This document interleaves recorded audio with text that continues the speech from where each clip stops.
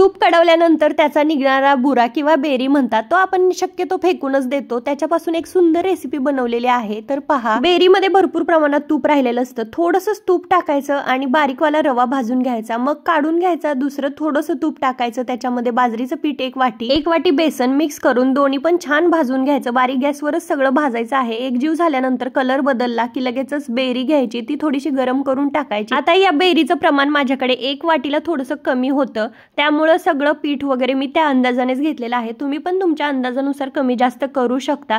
आणि याला 2.5 वाटी साखर लागलेली आहे, साखर थोडीशी जास्त लागते। सगळं व्यवस्थित मिक्स करायचं आणि खूप वेळ त्याला परतायचं, एक 10 ते 15 मिनिट बारीक गॅसवर परतत राहायचं। आणि त्याच्यामध्ये मी जायफळ थोडंसं खिसून घातलेलं आहे, इलायची पण 2-3च होत्या, तर त्या पण थोड्याशा ठेचून टाकलेल्या आहेत। छान ताटामध्ये काढून घेतला, गरम आहे तोपर्यंतच वड्या करून घ्यायच्या आणि थंड झाल्यानंतर 2-3 तास लागतातच थंड व्हायला, फॅन खाली ठेवून दिलं होतं। आधी गुळामध्ये बनवलं होतं एकदा आणि आता साखरेमध्ये। तर आवडलं नवरोबाला। चलो बाय।